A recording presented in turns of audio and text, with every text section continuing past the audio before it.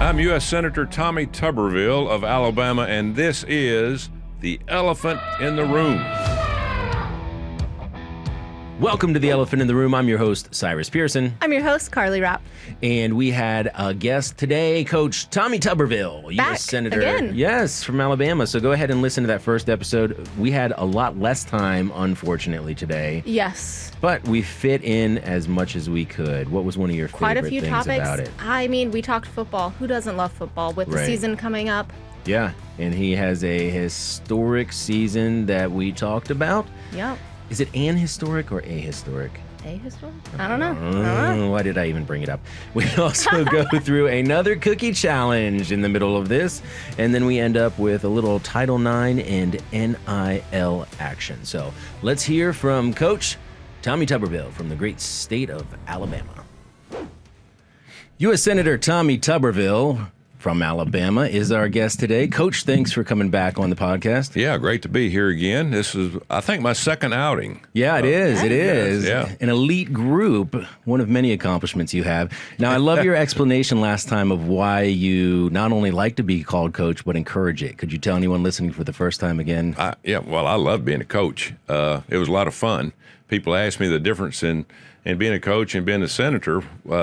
Coaching's fun, it's a game, but you get a chance and opportunity to educate young people and see them grow. Unfortunately, sometimes you have young people that don't accomplish what they could. They don't use everything at their disposal. But that's a lot of fun to see accomplishments, and I stay in touch with a lot of the hundreds and hundreds of young people that I touched over the years. The difference in coaching in the Senate, this is life or death. I mean, if you think about it, this has to do with people's livelihood, the futures of the country, not just the future of the citizens of our country, but also our allies and people all over the world. We are the leader of the free world, and hopefully we expand our touch from Christianity and everything that we believe in here, but also give people an opportunity to live a better life. So I enjoyed coaching for 35 years now. I'm enjoying, I can't say I enjoy every day of this, but I didn't enjoy every day of coaching either, because there's a lot of problems in both, and we've got a lot of problems now in domestic and foreign problems across the world. Before Carly jumps in with the first question, I think you hit on something a lot of people don't realize who don't pay attention day in and day out. Their representatives truly will affect almost everything that goes on in their lives on a day-to-day basis. Oh, there's no doubt. There's no doubt. You make decisions that will reflect for years and years to come. You have to weigh the good and the bad and the indifferent. I'm here representing 5 million people, not just Republicans, but also Democrat and independents back in the great state of Alabama. And as I told them, I'm coming up here for both sides. As I heard President Trump say that recently, he said, "Listen, I think he said in his acceptance speech at the convention was, I'm not here and running to represent, the people in this room and the Republicans. I'm here to represent Democrats and independents also." And that's what we all do. And so you want to try to make a better world here. I'm trying to make a better state for the people of Alabama. And in the future, hopefully it touches people across our country. Yeah, that's amazing. Jumping straight in, everybody calls you coach, obviously. Let's talk about football. Throwback, this marks the 20th anniversary of something monumental for you. Maybe the anniversary of your undefeated Auburn season. Could you tell us a little bit about that? It's almost impossible to win every game in a season in football, because it's so much competition. And back in 2004, we had a very good football team to start the season. We didn't know how good it was going to be. And then the SEC is very hard. Week in and week out, you're going to play somebody that's may be good or even better than you. And you have to play road games. But we started the season with a very good group of young men. We might not have been the most talented, but we had a group that they loved each other. And a lot of them will tell you that. They believed in each other. They worked hard. They helped each other. I had a couple of running backs that could have gone the first round in the NFL draft the year before, but they had a year remaining.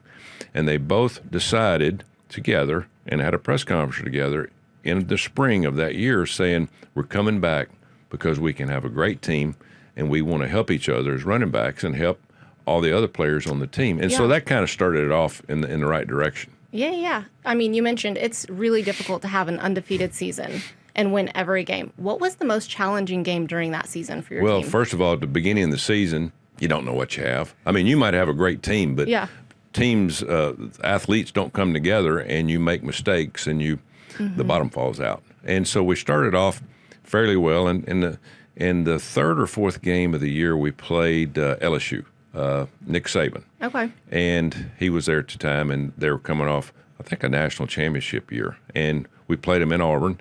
We didn't play a great game in the first three quarters, but the fourth quarter we kind of picked it up. We started growing, and we were behind 9-3 is what it was. Mm-hmm. And we got the ball with like 3 minutes to go. We drove the length of the field. We had 2 fourth down plays. One was 4th and 13. And if we don't convert that, game's over. We lose 9-3. And we completed the pass, made a first down. A couple plays later, we scored with 30 seconds to go in the game. And we're kicking an extra point to win the game. We missed it. But there was a penalty.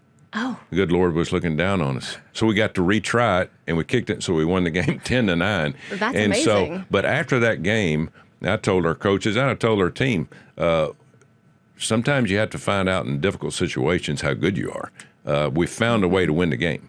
And so after that game, we just kind of waltzed through the season, ended up not making the top 2. At that time, there was a playoff, not a 14 playoff, it was 2. And there were 2 other undefeated teams, USC and Oklahoma. They picked them to play in the national championship game. We played in the Sugar Bowl and beat Virginia Tech. At the end of the day, Southern Cal won that game, but they took it away from them about 3 or 4 months later, because that was back when Reggie Bush, they caught him taking money from agents and things. So, but they vacated. There's no national champion in 2004 recognized, and we should have moved up and been recognized for that, but that didn't happen. Did you celebrate that, or was there kind of a muted, we're all doing this individually? How did you guys take that? Oh, yeah. You couldn't do any more than what we did. We won every game. Right. And you pretty much blew out everybody except for LSU. We blew them out. We had to beat Tennessee twice. We had to go to Tennessee and won. Then we played them in the championship game, then beat Virginia Tech, who was ranked number 5. And so I bought the team national championship rings. I even said it in a press conference afterwards. I said, I'm a big golfer, and I've been a member of Golf Digest forever. I said, I think even Golf Digest will pick us number 1. Well, they sent me a picture of a cover of a Golf Digest with me celebrating the national championship. That's awesome. I love that. Yeah, it was good. And so we had several newspapers that picked us as national champion, too. So, did you sense a difference in the chemistry between the players that year? I've read some of the players' comments on how they felt about the team. It just sounded like a great environment that year. Easiest team to coach in my 25 years of being a head coach. Really? Wow. Because your leadership, it's all about leadership. It's kind of like our country right now. We're kind of ship without a rudder. When 1600 Pennsylvania Avenue is not making any decisions, they just kind of letting our country go. Well, then, I had great leaders on the team, so I would get involved some with decisions being made. But I'm gonna tell you, the locker room was great because your seniors took care of that. Sometimes if we weren't playing well at halftime, after my talk, we'd have seniors get up and say, "Hey, you, and you." You're not playing hard. You're not getting your job done. Let's get our job done. I'm not playing as well as I should. So you had a unique group of people, and as you said, chemistry that just mixed well together. Before we get off of the topic of football and move on to something super fun, hold on, guys. Can you give us your thoughts on new additions of teams to the SEC or if you're looking forward to the expanded playoff at the end of this year for college football? Well, first of all, I'm not a fan of the NIL, and I've been a fan of players being able to get money from the schools because there's no time for them to go out and get a part-time job because athletics, men and women, are full-time jobs. So I think they should make money, but this discrepancy of some players making $4 million and some players making $10,000. I mean, there's got to be a way to make this a lot better for everybody involved. And we need to remember one thing. It's about education. It's not about becoming rich when you're a high school player or a college player. Everything's got to be put in perspective. So I'm not for that much. But we have, in the SEC, we have Texas that's coming in, Oklahoma that's coming in. I think it's going to enhance the SEC. It's going to make it a lot harder. here's what I don't like about it. So now you got 16 teams, and we're losing rivalries. You still have the Auburn-Alabama game, but this year Auburn does not play Ole Miss. They do not play Mississippi State, and those games have been played for 70, 80 years. So when you put that many teams in a league, it really waters down what you can do with your schedule. And for the fans, we have to remember this. The fans are what make college football. The tailgating, the camaraderie, the traditions. So got to be careful if you start tearing down the traditions of college football. You're going to end up being a minor league NFL franchise teams. And so I'm a little concerned about that. All right, well, let's take a halftime here, as we did last time, for Coach's Cookie Challenge Part 2. Choose a chocolate chip cookie, Coach. Ooh. Let me bring these over here. Yeah, bring them over. I saw those outside. We have 3 options for you here. Have y'all tried these? We have. Now, hold on before you try it. All right. Because you are such a We've savant got when it comes to cookies. A, B, and C. Now, let me tell you what we got. We got 3, for our listeners, we've got 3 chocolate chip cookies in 3 different styles. One is mass-produced. One is a store-bought cookie dough you simply put on a sheet and bake, and the other is a cookie made from scratch. Now, people may not know you are a serious cookie aficionado. Oh, I love Coach.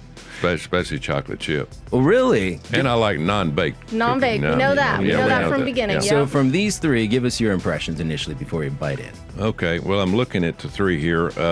I can tell 2 of them have an opportunity to be cooked, by an individual, not mass-produced. Not mass-produced. I think number C here looks like it's a ship ahoy or something like that. Yep. Is that what it is? And, We'll tell you soon. Yeah, it look it's too round. Yeah. You want something that looks jagged, look like it's cooked and the dough has been pressed and all that. Yes. So A and B look pretty similar. Okay. Now one of these is what? One of these comes out of a cookie dough. Yeah, one's Yep. a kind of tub Yeah. where you just put it on the Yeah. cookie sheet, and the other one, somebody in this office made completely from scratch. I'll probably eat some of hers too. Can I Right, try yeah, this? Oh, yeah, absolutely. please So try which it. All one's right, he so trying we'll there, try Carly? A here. All right. He's got it in his mouth. He's taking a little bite. It's one of the darkest cookies there. Very good. Okay. What are your impressions of that one? Good. Got a lot of flavor. I like the chocolate chips in there, not too dark. Okay. I like dark chocolate, but you can Okay. get too dark chocolate in chocolate chips. Sometimes I complain to my wife that, hey, it's not as sweet as it needs to be. But but that's very good. So And much to think about. He's Yeah. moving on to B here. B here. Yeah. Little Yes. lighter. Little lighter. Probably not one of the mass-produced ones.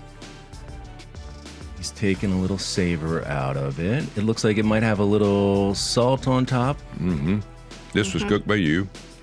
It was cooked by me. Yeah. This was. Wow. I can tell. This is like going to a psychic, a cookie Yeah. psychic. Yeah, I could tell because I've tried her cookies before, but you can tell that also they're homemade. This one's homemade dough. Now this one's a good dough and it's got the good chips in it, but you can tell this is more of a processed cookie here. So Yes. A and C Wow. are processed. This is 100% processed. This is about 30-40% processed. This is made from scratch here. And which one do you prefer? Oh, I Do you have like a yours favorite? Oh, by perfect. far. Yeah. Okay. Well, you know that. Wow. See, you break it down so well. I mean, he's got the percent of process these are. He predicted not only Literally. that was the homemade one, but Carly, I was going to reveal this later. Yes, Carly did bake these herself. Yeah. I did. So Coach Yeah. nailed it. So the insights are insane, Coach. But if when you said that, this was there was, differences, I Yeah. could tell real quick that this Chips Ahoy over here, and I've eaten a few of those in my lifetime. They're good when that's all you can get your hands on. Yes. When there's nothing else Or left. you did good here. You're not even this gonna- is very good, and my mom used to buy the sliced up Yes. in the tube, kind of like a Jimmy Dean sausage. Yes, You and you cut it up. Yep. Yeah, and they're good, but they always have too many chips in them for Okay. some A reason. lot more chocolate chips. Yeah, a lot more chocolate chips, and the texture's a lot harder, after they're cooked. So one last piece of advice from a serious cookie aficionado. Do you like them fresh out of the oven? Do you like them to sit a little while? How do you think the best way to have them? You'd have to be crazy not to have them come fresh out of the oven with milk, I used to, when I was recruiting, back when I really watched what I ate or didn't eat, excuse me, I eat just about anything because you travel all the time. Oh, right. Yes. If I found a Dunkin' Donut or some kind of donut, Krispy Kreme, Yes. with the red light on, Pop right in. pop right, Right in. there. I'd pick my 2 or 3 off the conveyor belt freshly after Oh, yeah. doused That's with the best way sugar. to eat them is fresh off the conveyor yeah. belt. And if I had to bring my own milk, I'd bring my own milk with me. But it's hard to beat. But chocolate chip is one of my favorite cookies, other than the non-baked cookies, which Okay. oatmeal and fudge kind of. Yeah. So, listeners, tune back into our previous episode. It was very entertaining. You can hear the original Coach's Cookies Challenge. Thanks, Coach. Now, let's get back into kind of what you were talking about. My understanding is that if a college athlete wanted to make some money, he might be able to do a commercial for Chips Ahoy or something like that. We're talking name, image, likeness, and you brought up NIL earlier. I think there's still a lot of misunderstanding of exactly what it is. Can you explain to the listeners what NIL is?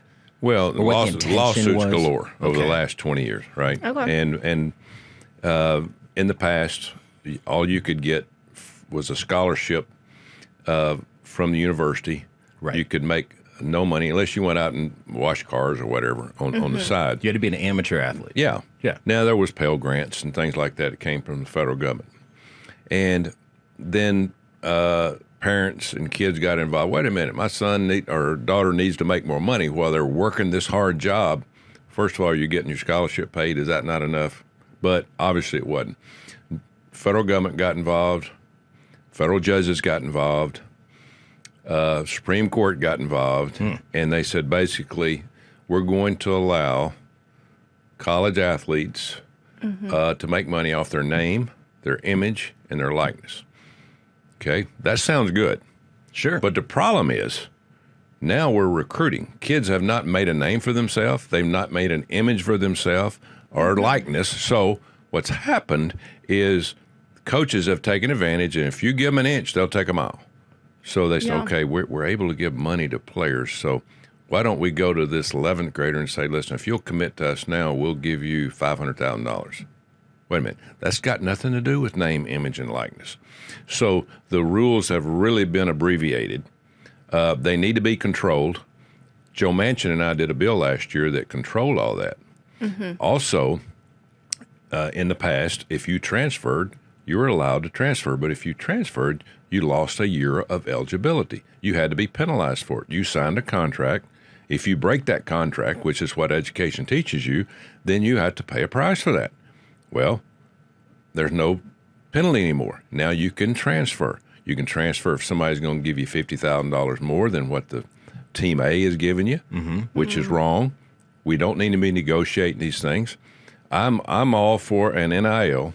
If a young man or woman goes to a university and they make a name for themselves and people like them, they can do a commercial for Frito-Lay or car dealership and make money on the side. But this giving money just because they're a good athlete in high school is the wrong thing, and that is not what the Supreme Court said they should be able to do.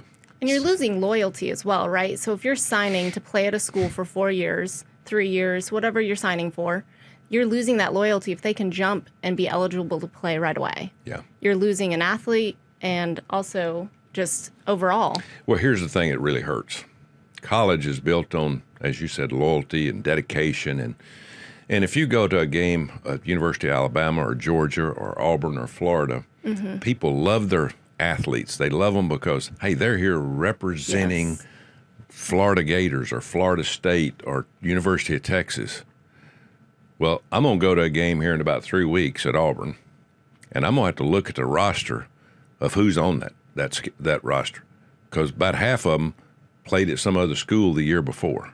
And then half the players that were there at Auburn the year before are somewhere else playing. There's no loyalty. And you said that. I mean, there's no dedication. There's no sense of our team is playing for University of Georgia. They came here, their blood, sweat, and tears. They're not doing that anymore. They're coming for why?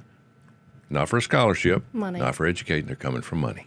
And they're going to look for another dime if they possibly can get it. Not all of them, but some. A lot of different things we could talk about when it comes to that. Let me just ask one final question on that. So you like the concept generally, but it really needs to be ironed out, or would you rather just see it go away? It needs to be ironed out. We need to take the money out of recruiting. Money should not be allowed to be offered to somebody. You want somebody to play for you, do like we used to do. Hey, you got a scholarship, you come here and play, and you make something yourself, then you will make money by getting an agent and a lawyer and an accountant and doing it on your own. But what's happening now is coaches are making sure that they get money, from endorsements or things like that. They have to come up with those because they're promising all this money. Yeah. Take all that out, and if you're going to force the player to have to do it on their own if they're going to make more money than a scholarship. Important. Sports Really is so huge. running out of Yeah, time go here. I ahead. think we got 1 minute. Maybe you can fit in one last question. Well, I was going to try to, but we will see. So talking about sports, another important piece of legislation is Title IX. You started your career as a high school basketball girls coach. What is the importance of Title IX, and how do we need to see that updated? Best thing that's happened from the federal government in 50 years. What happened is there were very few women's sports 50 years ago. You came, and there might have been a women's basketball team or whatever, maybe a volleyball team, but really nothing else. The men had all the sports. They had all the money. They were offered all the scholarships. They had all the coaches. Title IX basically came in and said, okay, we're going to even this up. If whatever you do for men's sports, you're doing for women's sports. Perfect. Look at what it's done. Look at all Yeah. you have softball now, you have volleyball, you have gymnastics, you have golf. Every sport that men play, except for football, they have women's sports. And so it's been a huge success. Well, now the last couple of years, I don't know where the women are on the Democratic side, but they've decided, no, we won't do that. We want to allow men to play in women's sports. We want to take away from young girls having the opportunity to play, because if they play, they're going to have to dress in dressing room with men or young boys and take showers. I mean, it's absolutely absurd. I mean, there's no common sense of this, and that's what's the Democratic Party has gone off the deep end when it comes to this.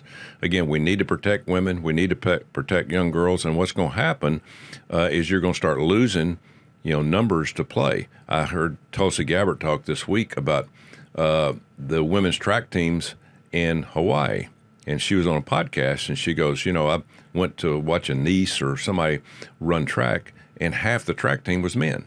Wow. In women's sports. This week we saw the first boxing match in the Olympics where they're allowing men to box against women in the Olympics, and it was a disaster. The young lady, Wow. It was called off within a minute and a half. She was getting pummeled. There's a difference in size, strength, and athletic ability in most, not in all.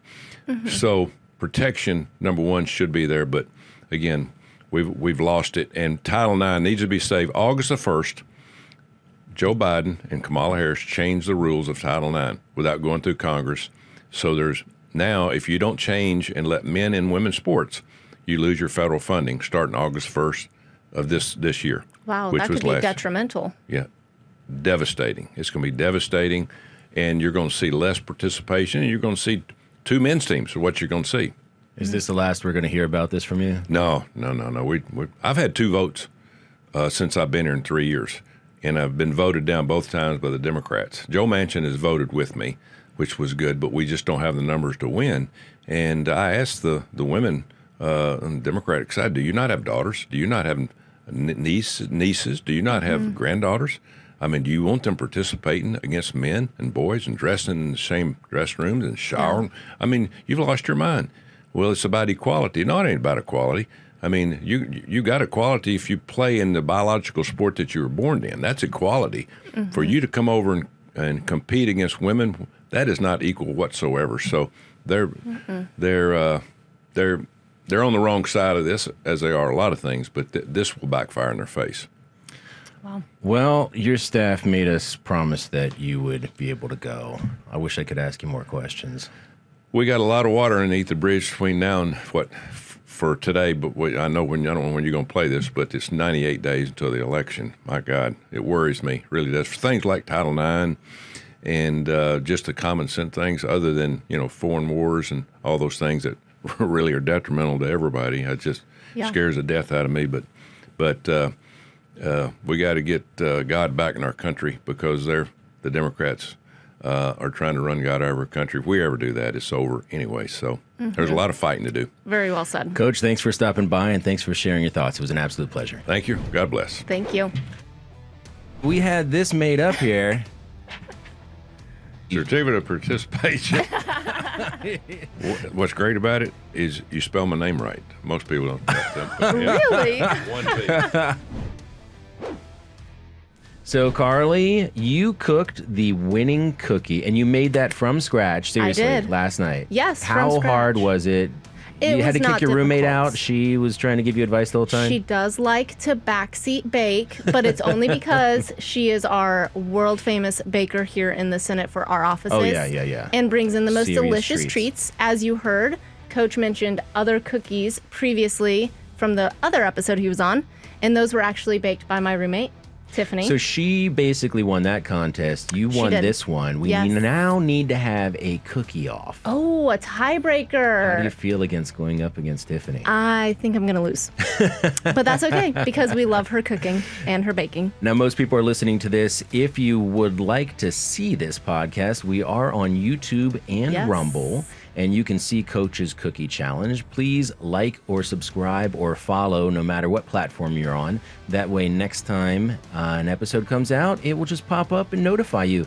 Let's make a note, though, with the mass-produced cookie, he literally didn't even touch it. No, he didn't want to. Chips Ahoy, it is delicious. Okay. But he But said when he has access yes. to other cookies, he's going to take those. Yes, as you should. He's, he's a slender guy now. He's in good shape. He's not going to want to overcook you. No. That explains that.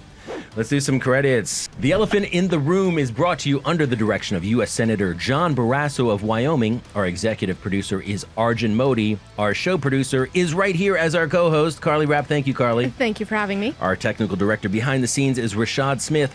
Thanks for listening, and until next time, this has been The Elephant in the Room.